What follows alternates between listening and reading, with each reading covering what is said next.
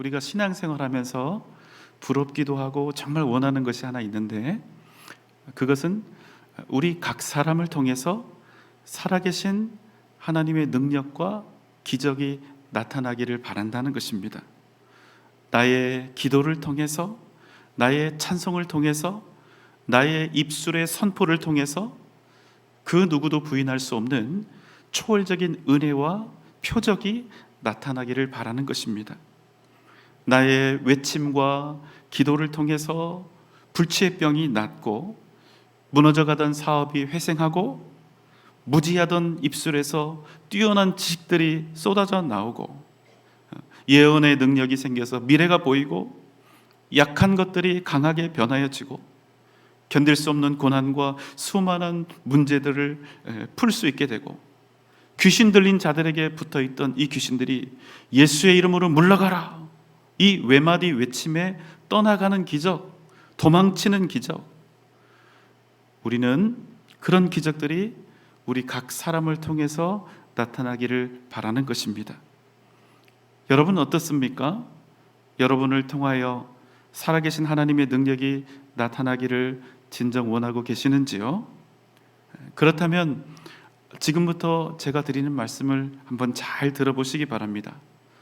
오늘은 우리가 하나님의 능력을 경험하고 하나님의 살아계심을 몸소 체험할 수 있는 방법, 우리를 통하여 하나님의 역사하심이 나타날 수 있는 그 방법에 대해서 함께 나누어 보려고 합니다.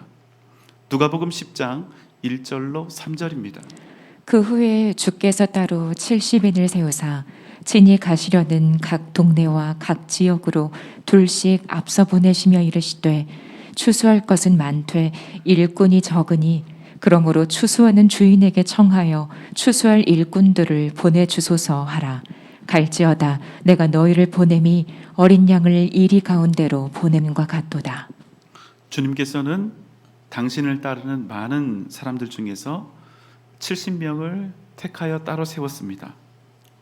그리고 앞으로 주님 당신께서 들어가실 각 동네와 지역에 그 사람들을 둘씩 짝지어서 먼저 보내셨습니다.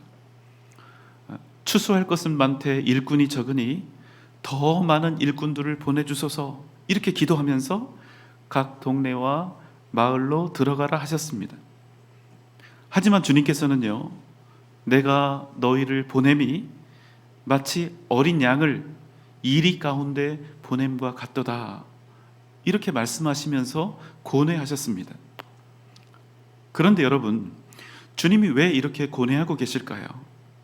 도대체 그 70명의 제자들에게 어떤 일을 명령하셨기에 이렇게 노심초사하고 계시는 걸까요? 4절의 말씀입니다.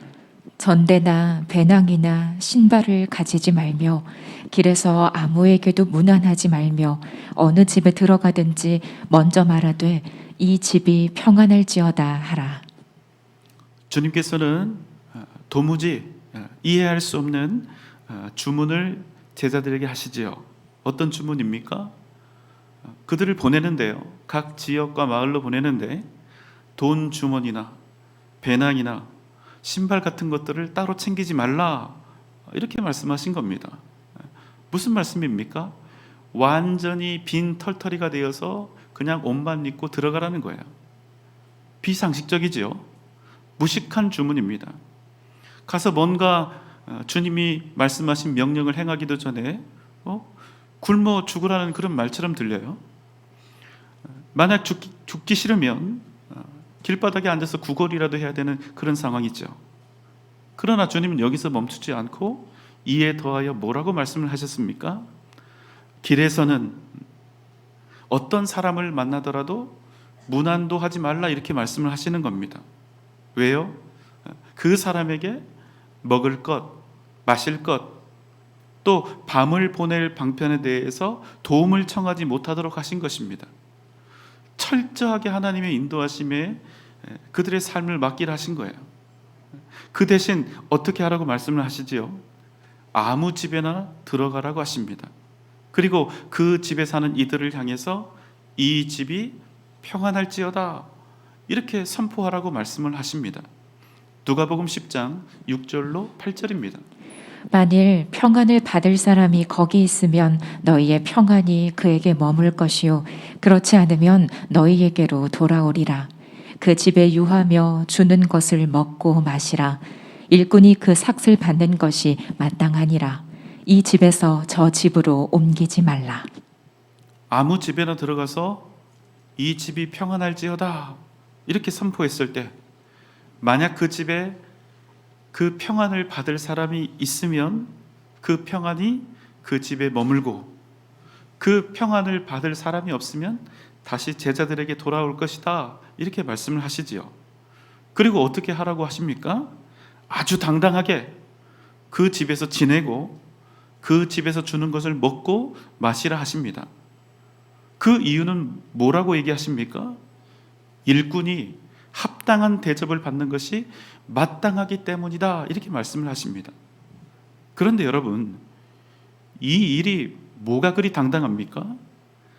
이건 당당할 일이 아니라 솔직히 민폐를 끼치는 일이 아닐까요?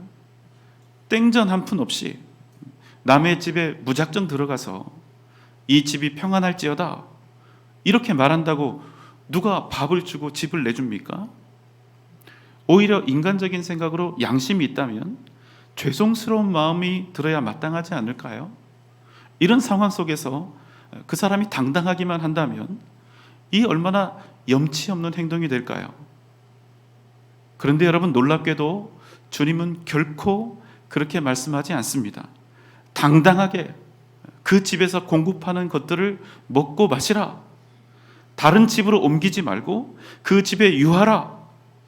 일꾼이 그 싹을 받는 것이 마땅하니라. 도대체 주님은 이 70명의 제자들에게 어떤 대단한 것들을 쥐어주셨기에 이토록 자신 있게 말씀하시는 걸까요? 주님의 말씀이 이어집니다. 8절 9절입니다. 어느 동네에 들어가든지 너희를 영접하거든 너희 앞에 차려놓는 것을 먹고 거기 있는 병자들을 고치고 또 말하기를 하나님의 나라가 너희에게 가까이 왔다 하라. 주님께서 말씀하셨습니다. 너희가 어느 동네에 들어갔을 때 그들이 너희를 영접하거든 너희 앞에 그들이 차려놓은 것을 먹고 그들 가운데 있는 병자를 고치고 또 그들에게 증거하기를 하나님의 나라가 너희에게 가까이 왔다 이렇게 하라는 겁니다. 여러분, 결국 무일푼의 빈털터리 제자들의 손에 주님께서 쥐어주신 것은 무엇입니까? 지금 너희들에게 하나님의 나라가 임하였다, 천국이 임하였음에 대한 소식이었습니다. 너희들을 영접하는 자들에게 당당하게 하나님의 나라를 선포하고 전하라 이런 말씀이었습니다. 그리고 그들로부터 음식과 거처를 마땅히 받으라는 것입니다. 왜요? 지금 제자들이 외치고 있는 것은 그저 짧은 인생살이 동안만 잠깐 유익을 줄 세상의 유한한 것들이 아니라 영원한 하나님의 나라와 영원한 생명에 관한 소식이었기 때문입니다. 하지만 여러분, 그럼에도 불구하고 주님의 이 명령은 위험하고도 무모한 명령입니다. 왜요? 주님이 지금 외치라 하시는 말씀은 무엇입니까? 그저 하나님의 나라가 너희에게 가까이 왔다 이런 외침이 아닙니다. 세례 요한이 광야에 나가서 사람들을 향해서 제일 먼저 외친 것이 무엇입니까? 회개하라는 것이었습니다. 회개하라, 천국이 가까이 왔습니다. 이것을 외쳤다는 거예요. 그러니까 여러분, 지금 천국을 선포하라는 것은 그냥 천국에 대한 선포가 아니라 지금 내 눈앞에 있는 그 사람들을 향해서 너희 죄인들아 회개하라, 천국이 가까이 왔습니다. 바로 이렇게 하라는 뜻이기 때문입니다. 여러분 아시죠? 세례 요한이 왜 죽었습니까? 회개하라 외치다가 목이 잘려 죽은 것입니다. 헤롯 왕이 있죠. 그런데 이 헤롯 왕이 자기 동생의 아내를 빼앗아서 자기 아내로 삼았습니다. 그래서 그 왕을 향해서 외치는 것입니다. 회개하라. 그래서 죽었죠. 그런데 여러분, 이 일을 두려워하지 말고 떳떳하고 마땅하고 당당하게 이 사명을, 이 일을 행하라는 것입니다. 여러분 어떻습니까? 과연 이 외침이요, 이 외침을 듣는 자들로부터 밥이라도 얻어먹을 수 있는 외침일까요? 아니면 오히려 돌에 맞아 죽을 그런 외침이었을까요? 여러분, 여러분이 만약 주님의 제자들이었다면, 70명 중 여러분이 하나였다면 어떻게 하셨겠습니까? 사실은 여러분, 그들에게 이렇게 멀리 우리 시선을 둘 필요도 없지요. 이미 우리에게 복음이 주어져 있습니다. 우리에게 주신 이 복음은 지금 우리에게 어떤 의미, 어떤 가치가 있습니까? 보이지도 않는 하나님, 만질 수도 없는 하나님, 무려 2000년 전 이곳 전주로부터 수천 킬로미터나 떨어진 그곳에서 있었던 예수 그리스도의 십자가, 그 십자가를 믿으면 구원을 얻을 수 있다는 그 복음, 이 무모하고 비상식적이고 도무지 불가능한 것처럼 보이는 이 내용, 여러분, 이 복음이 그럼에도 불구하고 여러분 어떤 순간에도 당당하게 전할 수 있는, 내 인생 어떤 순간에도 구원과 생명이 되는 복음이요 말씀입니까? 여러분에게. 여러분, 주님으로부터 이런 위험하고도 무모한 명령을 받았던 제자들의 심정은 어떠했을까요? 또 지금 주님께서 주신 이 복음을 들고 있는 여러분의 심정은 어떻습니까? 누가복음 10장 17절입니다. 70인이 기뻐하며 돌아와 이르되 주여 주여 주의 이름이면 귀신들도 우리에게 항복하더이다. 그런데요, 이 위험하고도 무모한 명령에 이 70인의 제자들이 순종한 것입니다. 무모한 순종이었어요. 과연 어떤 일이 일어났을까요? 이 70명의 제자들이 기뻐하면서 주님께 돌아와 외쳤습니다. 주여, 주님의 이름이면, 예수의 이름이면 귀신들도 우리에게 항복하더이다. 이 제자들을 통해서 병자들이 낫고 귀신들이 항복하는 놀라운 능력이 나타난 것입니다. 제자들은 예수 그리스도, 그 이름이 가진 능력을 직접 경험했습니다. 이 세상 그 어떤 문제를 할지라도, 그 누구를 할지라도, 그 무엇이라 할지라도, 심지어는 영적인 세계를 침노하고 있는 이 더러운 귀신들이라 할지라도 주의 이름 앞에 항복할 수밖에 없다는 사실을 그들이 분명히 알게 된 것입니다. 이에 주님께서는 그들을 칭찬하시면서 격려하셨습니다. 18절, 19절입니다. 예수께서 이르시되 사탄이 하늘로부터 번개같이 떨어지는 것을 내가 보았노라. 내가 너희에게 뱀과 전갈을 밟으며 원수의 모든 능력을 제어할 권능을 주었으니 너희를 해칠 자가 결코 없으리라. 너희가 나의 능력으로, 나의 이름으로 능력 행하는 것을 내가 보았노라. 내가 너희에게 원수의 모든 능력을 제어할 권능을 주었으니 이 세상 누구라 할지라도, 심지어는 귀신이라 할지라도 너희를 결코 해하지 못하리라. 우리가 이 말씀 좋아합니다. 그래서 우리가 어떻게 합니까? 어렸을 때부터 우리는 이렇게 배웠습니다. 지금도 이렇게 배웁니다. 뭐라고요? 악한 귀신을 만나면 주 예수의 이름으로 명하노니 사탄아 물러가라. 그래서 여러분, 밤에 잠잘 때 악몽을 꾸거나 어둠 속에서 길을 걷거나 어떤 무서운 것들에 대해서 상상하게 될 때 우리가 이 문구를 자주 애용하죠. 주 예수의 이름으로 명하노니 사탄아 물러가라. 다들 웬만하면 이런 경험 있지 않으세요? 그런데 여러분, 잘 됩니까? 잘 안 됩니다. 아무리 주 예수의 이름으로 물러가라, 떠나가라 외쳐봐야 여전히 무서워요. 어떤 땐 더 무섭습니다. 왜요? 아무리 외쳐도 안 되거든요. 뭐가 문제입니까? 주 예수의 이름은 여전히 변함없이 능력이 있는데 내가 그 능력의 본질을 잃었기 때문입니다. 무슨 말씀입니까? 어째서 우리가 주 예수의 이름을 아무리 외쳐도 우리를 통해서 능력이 나타나지 않습니까? 왜 두려움이 사라지지 않고 세상에서 승리하지 못합니까? 그것은 우리가 진실로 주님의 존재, 그분 자체를 의지하는 것이 아니라 주님의 이름을 사용하여 주님의 이름을 수단 삼아 내가 원하는 결과를 얻으려 하기 때문입니다. 주 예수의 이름으로 명하노니 사탄아 물러가라, 사력을 다해서 외치지만 문제가 해결되지 않습니다. 왜입니까? 우리가 주 예수의 이름을, 예수 그리스도의 이름을 귀신 쫓는 도구로 사용하려 했기 때문입니다.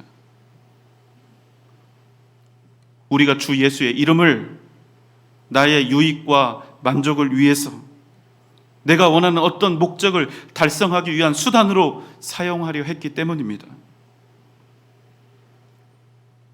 여러분, 어떻게 능력이 나타날 수 있겠습니까? 20절 말씀입니다. 그러나 귀신들이 너희에게 항복하는 것으로 기뻐하지 말고 너희 이름이 하늘에 기록된 것으로 기뻐하라 하시니라. 주님께서 제자들에게 말씀하셨습니다. 지금 제자들이 기뻐하고 있는 것은요, 자신들을 통해서 놀라운 능력이 나타났기 때문입니다. 귀신들이 항복하는 그런 놀라운 역사가 나타났기 때문입니다. 그래서 심리적으로 얼마나 고무되어 있었는지 몰라요. 기뻤습니다. 하지만 그런 제자들을 향해서 주님께서 말씀하셨습니다. 그러나 귀신들이 너희에게 항복하는 것으로 기뻐하지 말고 너희의 이름이 하늘에 기록된 것으로 기뻐하라. 여러분, 무슨 뜻입니까? 제자들을 통해서 나타났던 그 능력의 출처는 그들이 단지 예수의 이름을 사용했기 때문이 아니라 그들의 이름이 하나님의 나라 생명책에 기록되었기 때문이라는 사실입니다. 여러분, 진짜 능력은 그저 예수 이름으로라는 이 어구를 사용했기 때문이 아니라 그들이 하나님의 나라, 하나님의 자녀들이었기 때문이라는 말씀입니다. 여러분, 잊지 마십시오. 진정한 능력은 단지 예수의 이름을 얼마나 적절하게 사용하는가, 여기서 나타나는 것이 아니라 십자가에 달려 죽으신 하나님의 아들 예수 그리스도를 진실로 믿는 그 믿음에서 나온다는 사실입니다. 여러분, 능력은 무엇입니까? 단지 어떤 큰 기적을 행하는 것입니까? 나를 통해서 어떤 대단하고 비범한 표적이 나타나는 것일까요?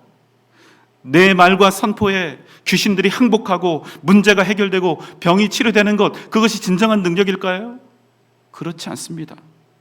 진정한 능력의 출발, 진정한 능력의 시작은 나의 전 인격이 예수 그리스도 앞에서, 살아계신 하나님 앞에서 온전히 항복하는 바로 그 시점에서 시작된다는 사실입니다.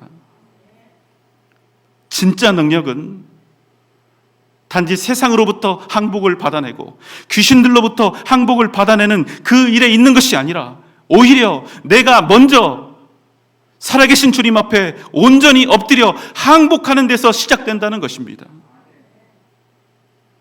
여러분, 항복한다는 말의 의미는 무엇입니까? 항복은 주님 앞에서 우리의 죄된 본성을 인정하는 것입니다. 주님, 나는 철저히 절망적인 죄인입니다. 이것을 시인하는 것입니다. 항복은 주님 앞에서 나의 무력함을 인정하고 오직 하나님의 전능하심을 고백하며 우리의 삶을 온전히 주님 앞에 내어드리는 것입니다. 우리 기독교는 하나님의 사랑과 십자가의 은혜 앞에 항복하는 신앙입니다. 우리가 온전히 주님께 항복할 때 우리는 비로소 거룩함의 의미를 알게 되고 하나님께서 인도하시는 그 길, 어떤 길입니까? 구원과 생명의 길, 하나님의 역사하심이 있는 능력의 길로 순복하며 그제서야 걸어갈 수 있게 된다는 거예요. 그래서 여러분, 우리가 정말로 하나님 앞에 항복하게 되면 우리에게 새로운 인생이 시작되는 것입니다. 주님 앞에서 온전히 항복할 수 있는 그 인생이 가장 행복한 인생이요, 가장 복된 인생이요, 그 삶을 통하여 전능하신 하나님의 통치가 나타나게 되는 것입니다. 우리가 항복하면 인생 끝나는 것처럼 보입니다. 내가 사라지는 것처럼 보입니다. 그러나 여러분, 항복은 우리를 패배자로 만드는 것이 아니라 오히려 하나님의 크신 능력을 힘입게 한다는 사실입니다. 주님의 능력을 힘입기 원하십니까? 무엇보다 먼저 하나님께 항복해야 합니다. 그래야 하나님의 능력이 우리에게 주어지는 것입니다. 무엇보다 먼저 내 손에 쥐고 있는 이 모든 것들을 다 내려놓고 우리의 두 손을 들고 하나님께 투항해야 하는 것입니다. 바로 그때 하나님의 위대한 역사가 우리를 통하여 시작되는 것입니다. 사랑하는 여러분, 주님께 온전히 항복하십시오. 항복은 패배가 아니라 능력입니다.